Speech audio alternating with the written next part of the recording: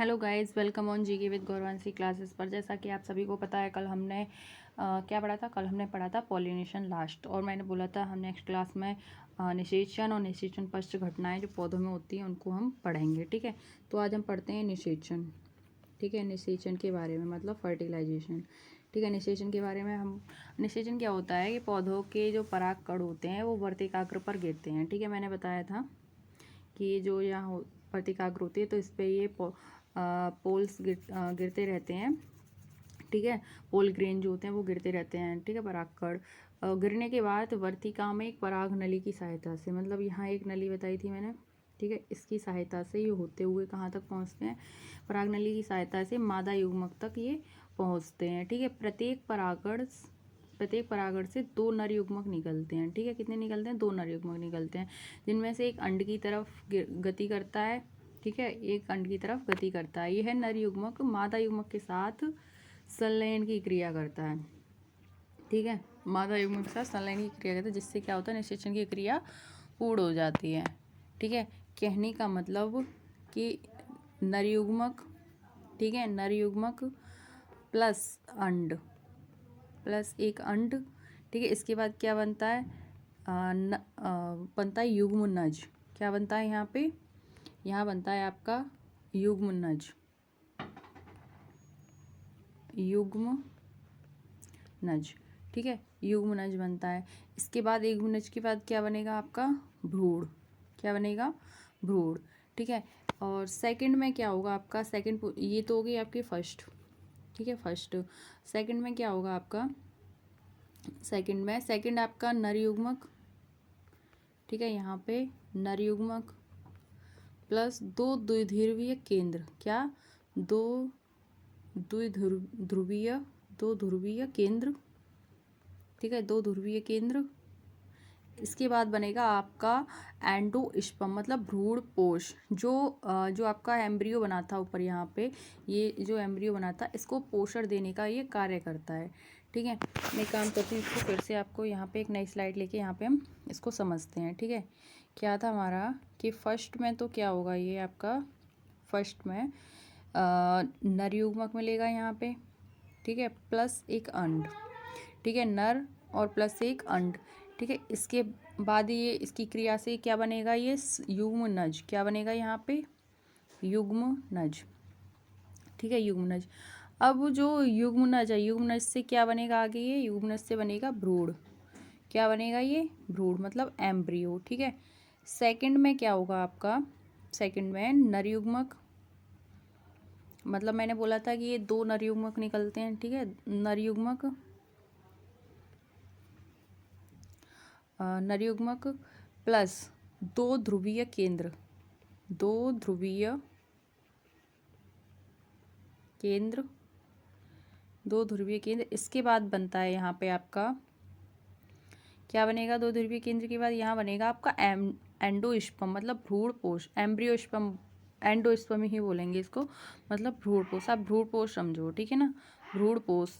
तो ये भ्रूण पोष क्या करता है आपका, ठीक है, ये भ्रूण पोष इस भ्रूण को पोषण देने का कार्य करता है। ठीक है, और ये जो आपके ये बना नर और ये मतलब नर युग्मक और 2 ध्रुवीय, इसको बोलते हैं त्रिसंलयन। क्या बोलते हैं इसको, त्रिसंलयन बोलते हैं। ठीक है, त्रिसंलयन। ठीक है, क्या बोलते हैं इसको, त्रिसंलयन। ठीक है, तो आप एक काम करिए, इसके बारे में यहाँ पे लिख लीजिए।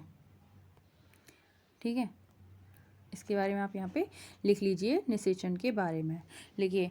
पौधों के परागण या पौधों के परागण वर्तिकाग्र पर गिरने के बाद वर्तिका में एक परागनली की सहायता से मादा युग्मक तक पहुँचते हैं। प्रत्येक परागण से 2 नर युग्मक निकलते हैं, जिनमें से एक अंड की तरफ गति करता है। ठीक है, नेक्स्ट लिखिए, यह नर युग्मक मादा युग्मक के साथ संलयन की क्रिया करता है, जिससे निषेचन की क्रिया पूरी होती है। और हमने निषेचन की क्रिया ये आप यहाँ पे समझ ली। ठीक है, अब नेक्स्ट हम बात करते हैं इसमें पोस्ट ऑफ फर्टिलाइजेशन इवेंट, मतलब निषेचन पश्च घटना। निषेचन पश्च घटना में जो सबसे पहले हम देखेंगे वो देखेंगे प्रसुप्ति, मतलब डोरमेंसी। डोरमेंसी इसको बोलते हैं प्रसुप्ति। प्रसुप्ति, ठीक है, डोरमेंसी, प्रसुप्ति। पादप द्वारा उत्पादित बीज, पादप द्वारा उत्पादित बीज कलिकाओं, कलिकाओं, ट्यूबर,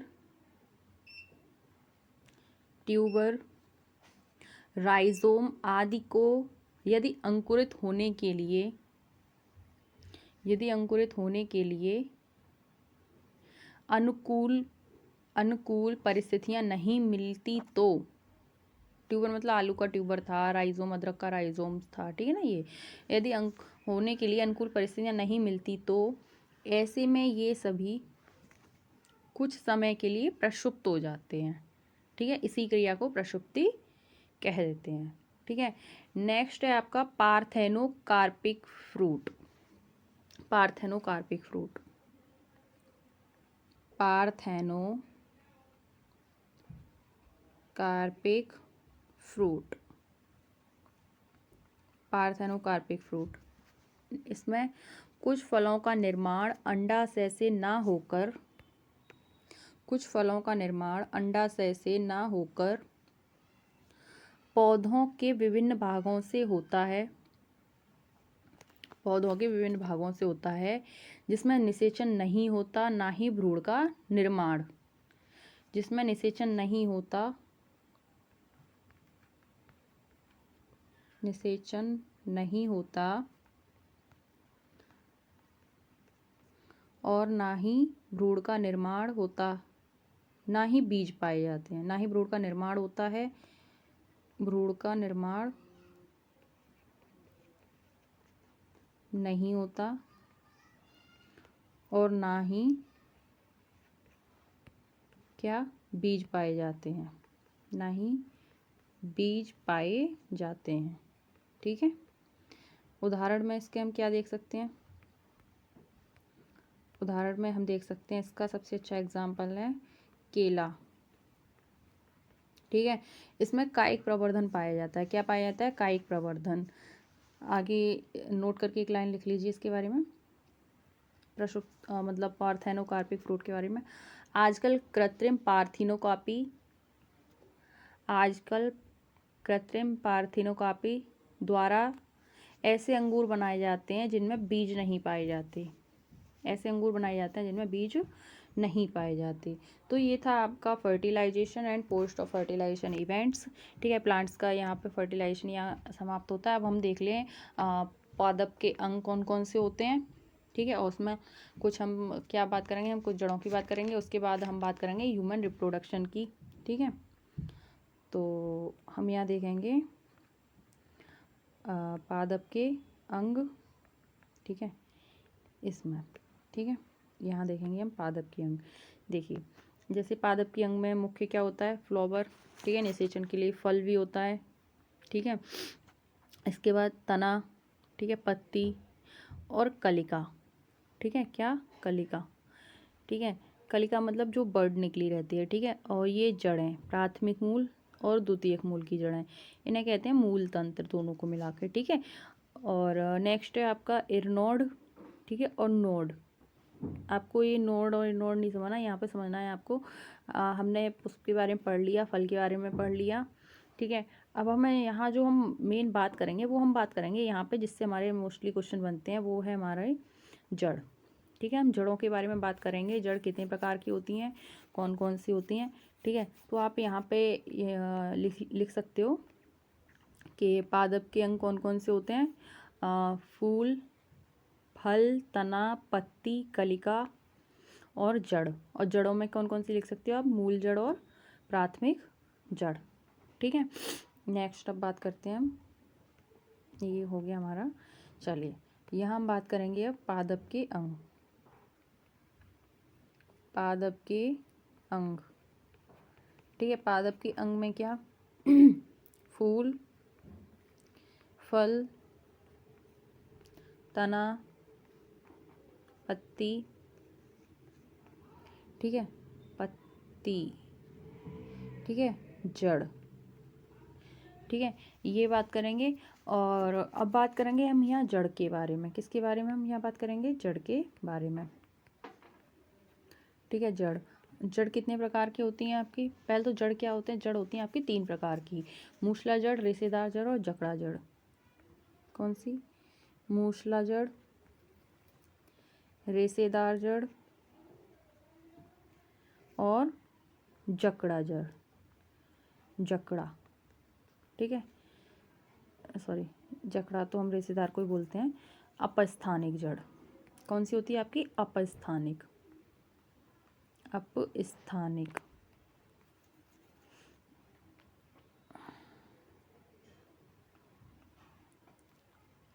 अपस्थानिक जड़। ठीक है, तो जड़ कितने प्रकार की होती हैं आपकी? मूसला जड़, रेशेदार या जकड़ा जड़ या अपस्थानिक और अपस्थानिक जड़। ठीक है, मूसला जड़ जो होती हैं ये होती हैं आपकी प्राथमिक जड़। इनके अंदर आती हैं आपकी प्राथमिक जड़ें। आप यहाँ लिख सकते हो कि इसमें क्या आती हैं? इसमें आती हैं प्राथमिक जड़ें।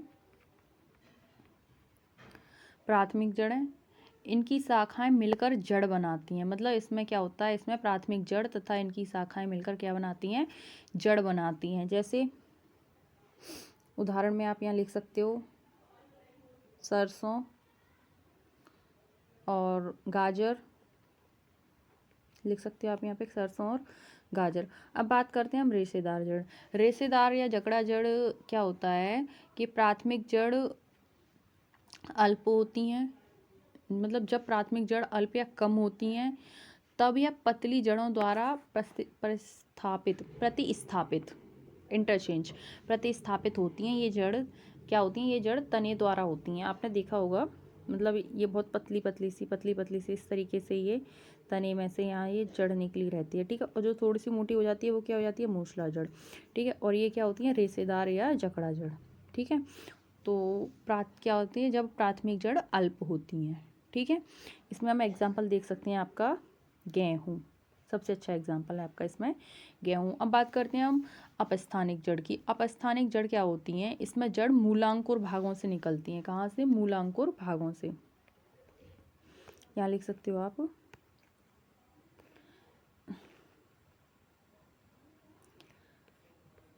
जड़। इसमें जड़ क्या होती हैं? जड़ें मूलांकुर भागों से निकलती हैं। कहाँ से? मूलांकुर भागों से निकलती हैं। ठीक है, जैसे हम इसमें उदाहरण क्या ले सकते हैं? हम इसमें उदाहरण ले सकते हैं आपका क्या? हम इसमें उदाहरण ले सकते हैं आपका जैसे मूली, सलजम, गाजर, शकरकंद, सॉरी वो मूसला जड़ों का रूपांतरित बोलने लगी मैं। ठीक है, वैसे चलो फिलहाल हम पहले इसकी बात करते हैं। ठीक है, इसमें जैसे कि घास, ठीक है, बरगद, ठीक है, सॉरी वो मैं मूसला जड़ों के रूपांतरण की बात करने लगी जो हम अभी नेक्स्ट पढ़ेंगे। ठीक है ना, तो ये हो गई आपकी 3 प्रकार की जड़ें, मूसला जड़, रेशेदार या जकड़ा जड़ और अपस्थानिक जड़। अब बात करेंगे हम जिसकी हम अभी बोल रहे थे, मूसलाधार जड़ों का रूपांतरण। ठीक है, इसमें कुछ नहीं, इसमें भोज्य पदार्थों के संचय के लिए जड़ खुद को रूपांतरित कर लेती हैं। मतलब भोजन के लिए खुद को रूपांतरित कर लेती हैं। कैसे कर लेती हैं? हम एक काम करते हैं, यहाँ पे इसके कुछ डायग्राम्स हैं वो मैं दिखाती हूँ आपको। तो ये आपके कुछ उदाहरण, ठीक है, जैसे कि मैंने बोला था आपको, ठीक है, मूसला जड़ों का रूपांतरण। आप यहाँ पे लिख सकते हो मूसला जड़ों का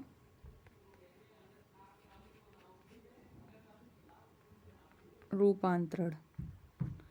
ठीक है, मूसला जड़ों का रूपांतरण। जैसे शंकु रूपी मूल किसमें होता है? गाजर में। ठीक है, कुंभी रूप मूल किसमें होता है? सलगम में। तर्क रूप मूल क्या होता है? मूली में। ठीक है, तो वहाँ पे आपसे बस ये पूछ सकता है कि तर्क रूप किसमें पाया जाता है? मूली में। कुंभी रूप किसमें पाया जाता है? सलगम में। ठीक है, शंकु आकार भी होता है आपका गाजर में। ठीक है, तो ये था मूसला जड़ों का रूपांतरण। इसी तरह क्या होता है? अपस्थानिक जड़ों का भी रूपांतरण होता है। ठीक है, पहले यहाँ पे आप ये भी देख लो। ठीक है, जैसे कि ये इसी में, मतलब ये आपके जड़ों के प्रकार। ठीक है, मैंने बताए थे आपको रेशेदार जड़, फाइबर रूट, मूसला जड़, टेप रूट और ये आपकी अपस्थानिक जड़ें। ठीक है, नेक्स्ट है आपका ये, अच्छा ये भी जड़ों के प्रकार आ गए, चलो कोई नहीं। नेक्स्ट अभी हमारा क्या है अब, हाँ ये आया आपका अपस्थानिक जड़ों का रूपांतरण। अपस्थानिक जड़ों का रूपांतरण कैसे होता है, जैसे कि आपका कंदगुच्छ मूल जो पाए जाते हैं वो आपकी सतावर, डहेलिया, ऑर्किडिस में पाए जाते हैं। साकंद मूल पाए जाते हैं आपके शकरगंध। ठीक है, बलेता मूल पाया जाता है आपका सिनकोना में। ठीक है, और आपका मणि रूपाकार किस में पाया जाता है, अमललता घासों में, जंगली अंगूरों में। ठीक है, ग्रंथिल मूल मैगो जिंजर में। ठीक है, और स्तंभ मूल आपका बरगद, रबर ब्रज, राइजोफेरा में, रबर ब्रज में। ठीक है, जटा मूल आपका मक्का, गन्ना, ज्वार और केवड़ा में। आरोही मूल पान, मनी प्लांट, काली मिर्च। ठीक है, मनी प्लांट तो सबके घरों में ही होता है। वटरेस मूल किस में पाए जाते हैं आपके, बरगद, सेमल, रबर में। ठीक है, परजीवी मूल किस में पाए जाते हैं आपके, अमरवेल में। ठीक है, तो ये थे मतलब आपकी अपस्थानिक और मूसला जड़ों का रूपांतरण। ठीक है, उस वहाँ पे वो आपको जड़ों के प्रकार पूछ लेगा, उनका रूपांतरण पूछ लेगा। तो मैंने आपको यहाँ दोनों ही करा दिए हैं कि जड़ों का रूपांतरण और जड़ कितने प्रकार की होती हैं वो, पौधों के पादप के भाग। ठीक है, हमने देख लिया कि पादप में कौन कौन से भाग पाए जाते हैं। ठीक है, और आप एक यहाँ नोट करके और लिख लो आप एक पॉइंट। ठीक है, नोट करके एक पॉइंट लिख लो आप, प्याज तथा लहसुन रूपांतरित पत्ती के अंतर्गत आते हैं। प्याज तथा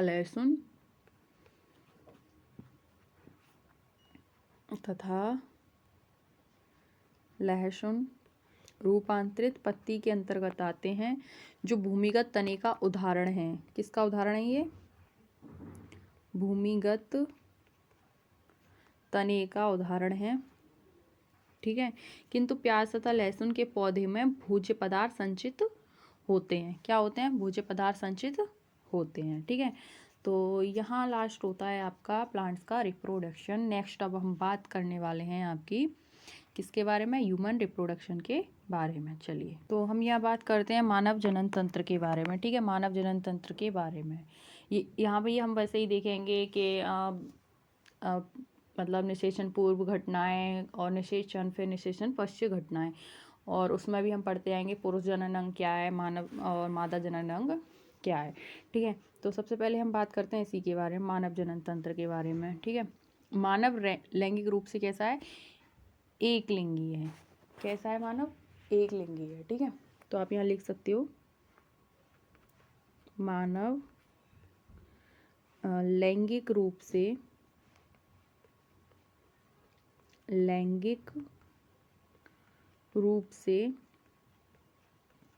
कैसा है, एक लिंगी है। हम इसकी बात पहले भी कर चुके हैं। ठीक है, जहाँ हमने गोनैड से स्टार्ट किए थे। ठीक है, चलिए, मानव क्या है, एक लिंगी है। ठीक है ना, नर और मादा प्राथमिक जनन अंगों तथा द्वितीय जनन तथा लक्षणों के आधार पर अलग अलग होते हैं। नर और मादा प्राथमिक जनन अंग जो होते हैं उनके, और द्वितीय जनन अंग जो होते हैं उनके लक्षणों के आधार पर अलग अलग होते हैं। ठीक है, तो हम बात करते हैं अब निषेचन पूर्व घटनाओं के बारे में। निषेचन पूर्व घटनाओं में हम सबसे पहले देखेंगे आपका यहाँ आपके निषेचन पूर्व घटनाएं।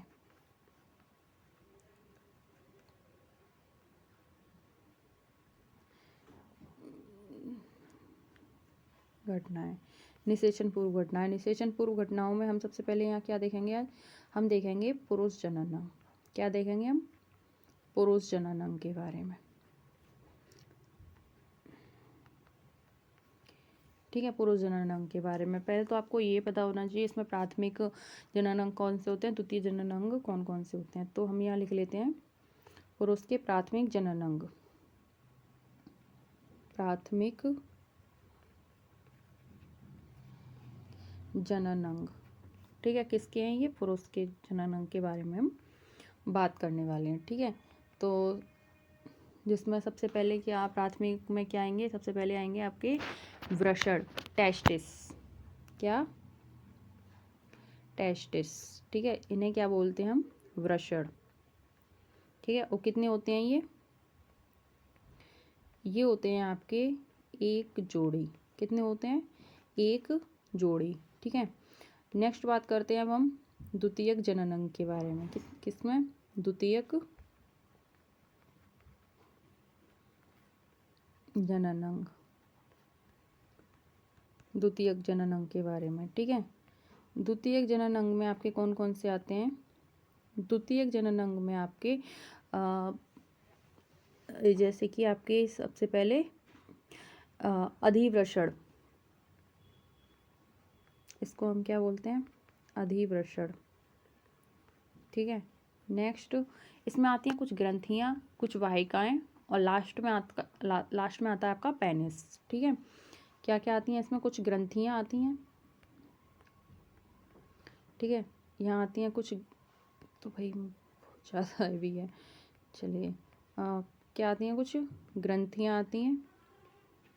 ठीक है, अब ग्रंथियों में कौन कौन सी आती हैं? ग्रंथियों में आपकी जैसे आपकी प्रोस्टेट ग्लैंड्स आती है,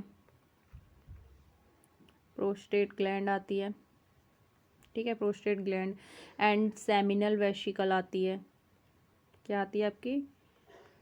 सेमिनल वेसिकल।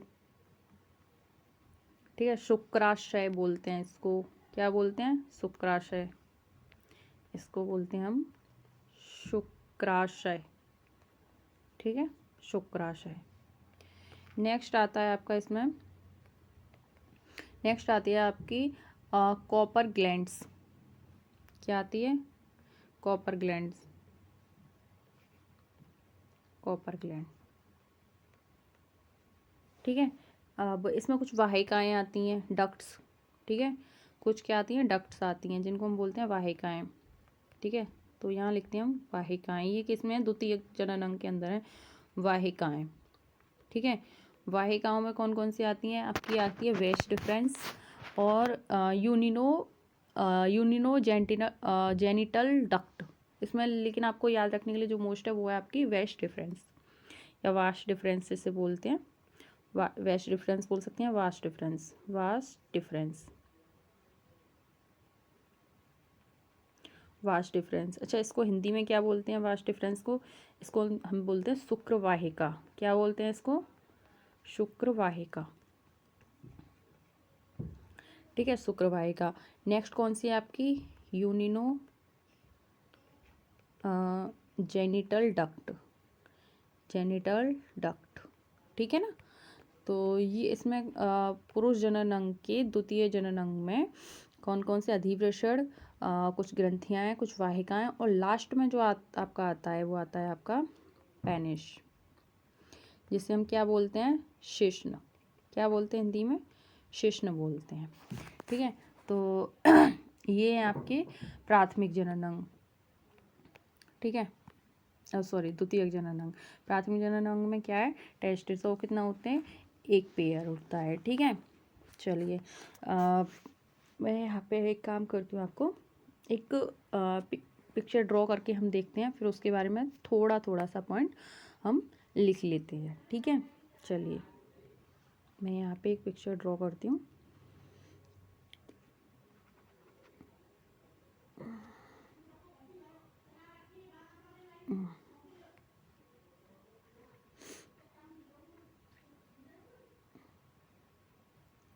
कुछ इस तरीके से है। ठीक है, किडनी नहीं है बट ये, ठीक है, इतना समझना आपको, ये किडनी नहीं है, आप किडनी मत समझना। ठीक है,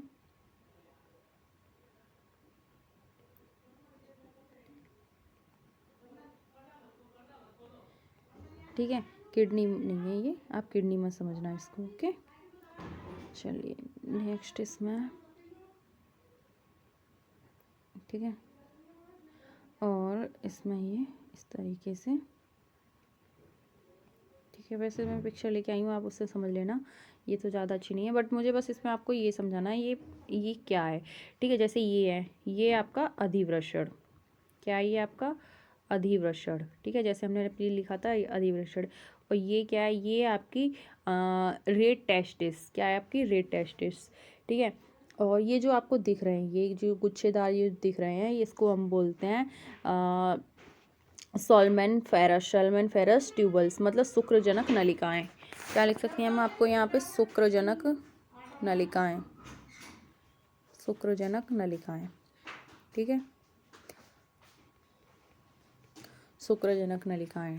ठीक है, और वास्ट डिफरेंस कहाँ है आपकी? ये जो है ना, ये आपकी वास्ट डिफरेंस, वास्ट डिफरेंस।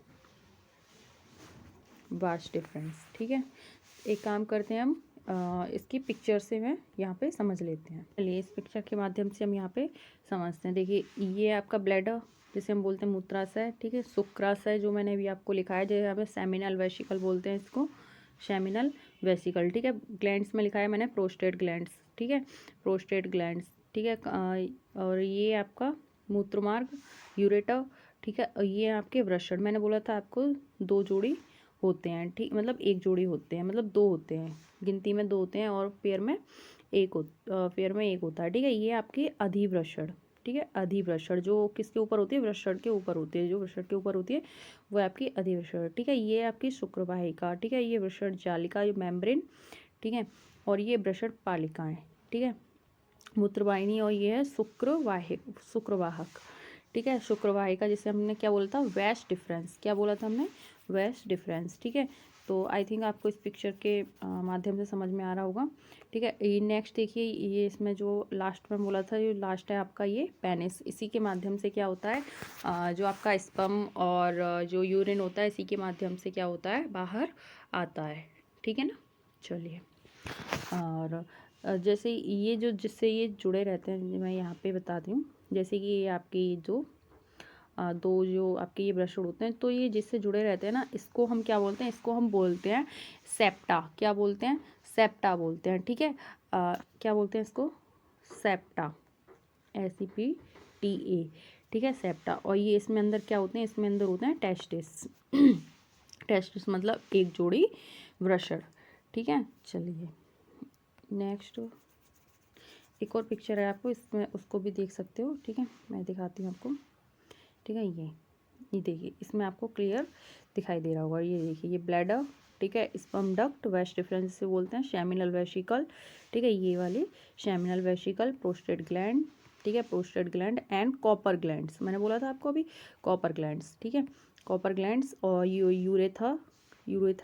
ठीक है, ये आपके यूरेथ्रा, और ये आपकी स्क्रोटम।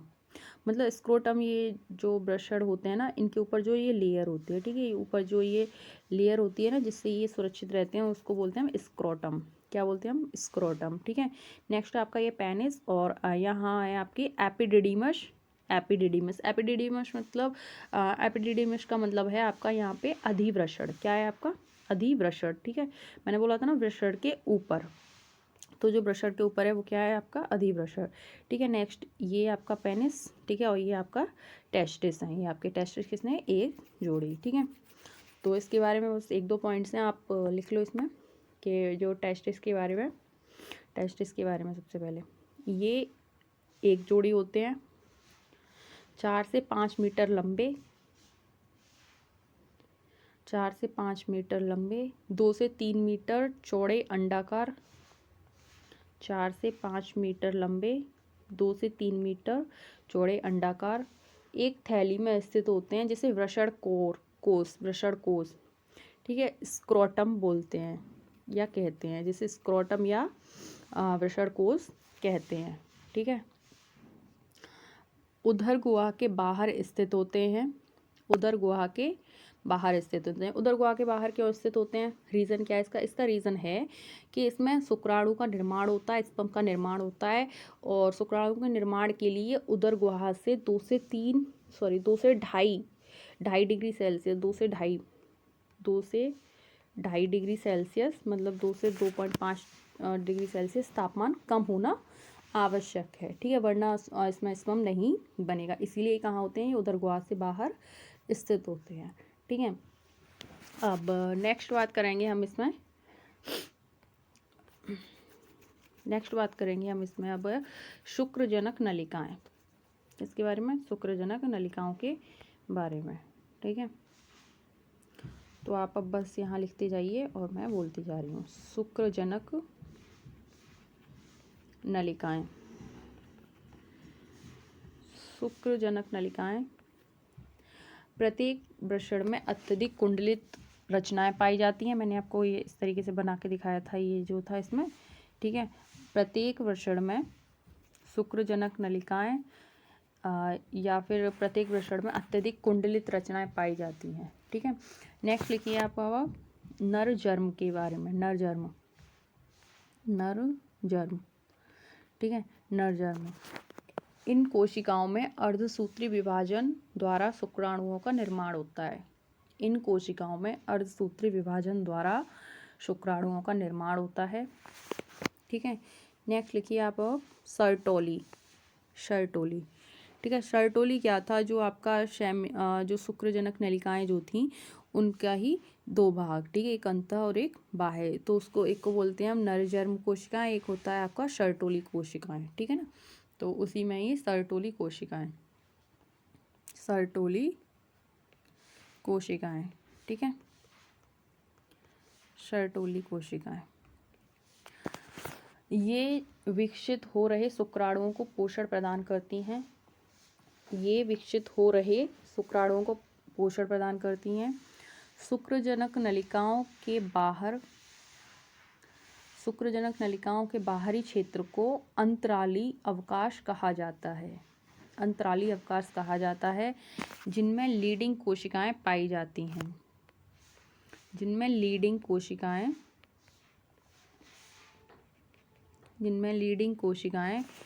जाती हैं, जो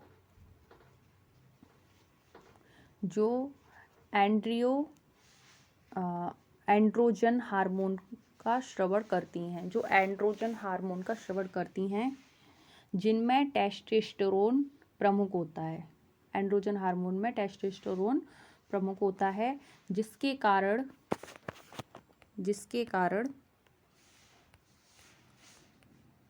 नर में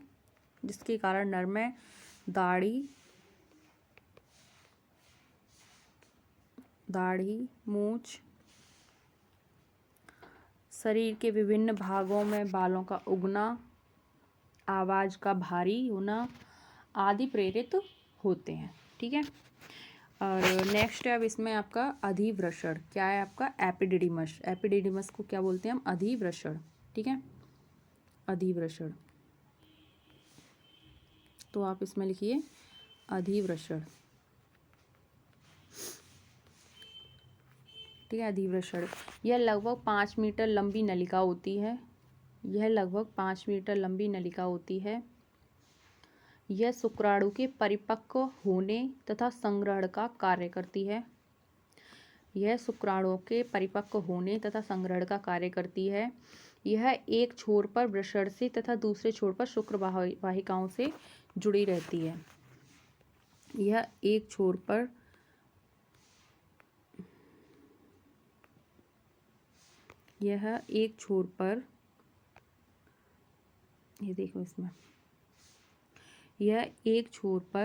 वृषण से तथा दूसरे छोर पर शुक्र वाहिकाओं से जुड़ी रहती है।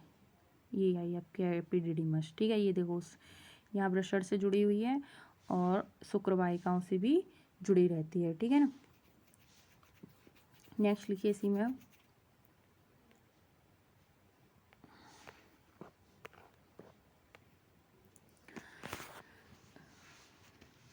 शुक्र वाहिकाओं से जुड़ी होती है। नेक्स्ट लिखिए आप शुक्र वाहिका। किसके बारे में? शुक्र वाहिका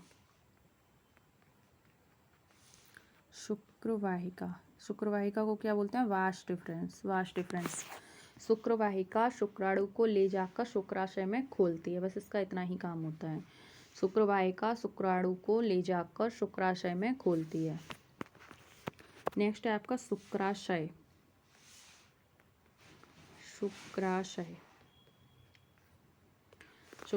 यह थैली जैसी रचना होती है जो प्रोस्टेट ग्लैंड के पास होती है। शुक्राशय से स्रावित द्रव सीमन का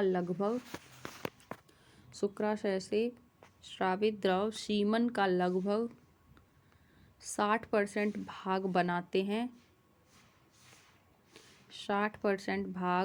बनाते हैं। सीमन का pH मान 7.4 होता है। इस शुक्राशय द्रव में फ्रक्टोज शुगर होती है। इस शुक्राशय द्रव में फ्रक्टोज शुगर होती है जो शुक्राणुओं को ऊर्जा प्रदान करती है। क्या करती है? शुक्राणुओं को ऊर्जा प्रदान करती है। ठीक है, यहाँ बात आई प्रोस्टेट ग्लैंड के बारे में। तो अब हम लिखेंगे नेक्स्ट प्रोस्टेट ग्लैंड। ठीक है, लिखिए आप प्रोस्टेट ग्लैंड। प्रोस्टेट ग्लैंड यह शुक्राणुओं को गति प्रदान करती है। यह शुक्राणुओं को गति प्रदान करती है। यह मूत्र मार्ग से मूत्राशय तक फैली होती है। यह मूत्र मार्ग से मूत्राशय तक फैली होती है। ये देखो इसमें लिखा है, ये देखो कहाँ है आपकी प्रोस्टेट ग्लैंड। ठीक है, ये है, ये देखो प्रोस्टेट ग्लैंड। ठीक है, ये ठीक है, कहाँ से? मूत्र मार्ग से मूत्राशय तक ये फैली होती है।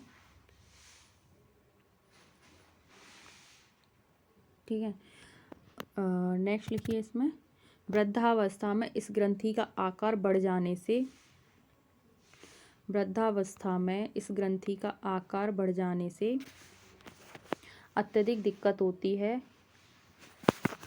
अत्यधिक दिक्कत होती है। इसे प्रोस्टेटाइटिस, इसे प्रोस्टेटाइटिस कहते हैं। प्रोस्टेटाइटिस कहते हैं। ठीक है, प्रोस्टेटाइटिस कहते हैं। नेक्स्ट लिखिए कॉपर ग्लैंड्स। ठीक है, नेक्स्ट लिखिए कॉपर ग्लैंड्स, इसके बाद पेनिस और उसके बाद नरी उमक का बनना। ठीक है, कॉपर ग्लैंड्स, कॉपर्स ग्लैंड। ठीक है, कॉपर्स ग्लैंड्स के बारे में लिखिए। इस ग्रंथि का स्राव हल्का क्षारीय होता है। इस ग्रंथि का स्राव हल्का क्षारीय होता है। यह मैथुन के समय श्रावण से सीमन को चिकनाहट प्रदान करती है। यह मैथुन के समय श्रावण से सीमन को चिकनाहट प्रदान करती है। ठीक है, नेक्स्ट लिखिए अब आप पेनिस मतलब शिश्न। क्या बोलते हैं इसको? शिश्न। ठीक है, इसके बारे में लिखिए आप। यह पुरुष का बाह्य जनन अंग है। यह पुरुष का बाह्य जनन अंग है। यह स्पंजी ऊतकों से बना होता है। यह स्पंजी ऊतकों से बना होता है जिसके कारण इरेक्शन तथा इंसेमिनेशन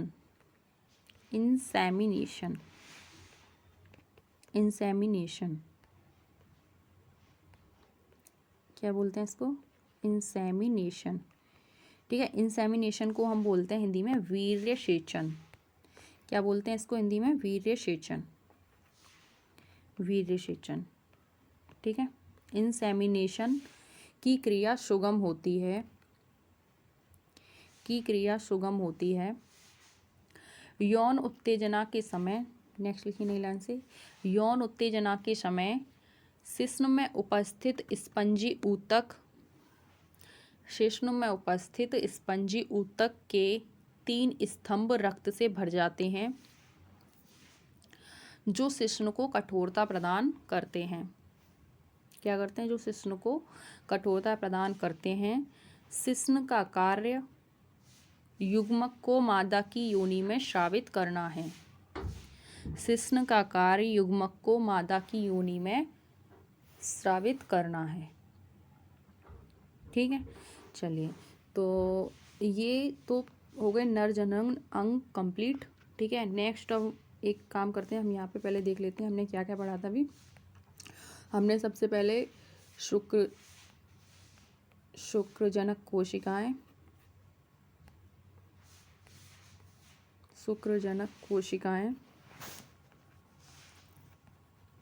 ठीक है, शुक्रजनक कोशिकाएं।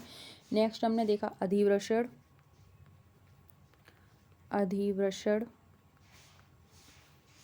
ठीक है, नेक्स्ट शुक्रवाहिका।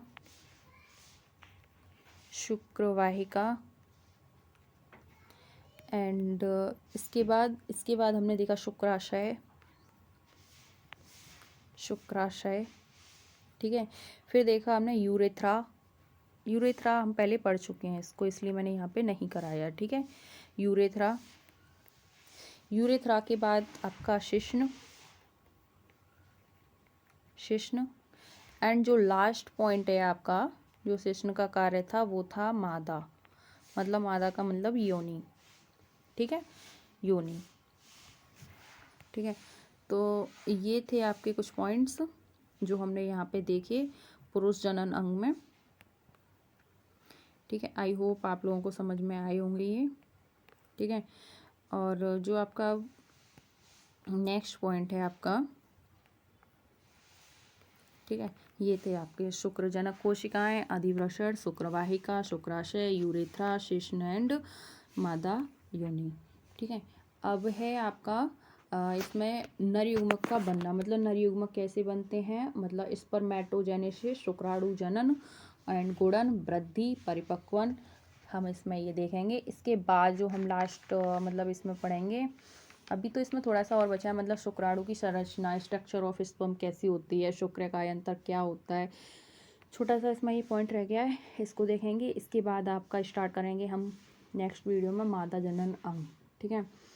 तो नर युग्मक का बनना कल हम स्टार्ट करेंगे, थोड़ा सा पार्ट रह गया इसका, ज़्यादा नहीं। नर युग्मक का बनना देखेंगे हम, उसमें शुक्राणु की संरचना देखेंगे। इसके बाद हम मादा जनन अंग स्टार्ट करेंगे और कोशिश करेंगे कि कल मादा जनन अंग कंप्लीट कराने के बाद आपका मेंस्ट्रुएशन साइकिल को आपको कंप्लीट करा दें। इसके बाद ये कंप्लीट हो जाएगा, फिर हम ताकि नेक्स्ट टॉपिक को हम पढ़ सकें। चलिए, तो आज के लिए विदा लेते हैं, यहीं पे आपकी क्लास को लास्ट करते हैं।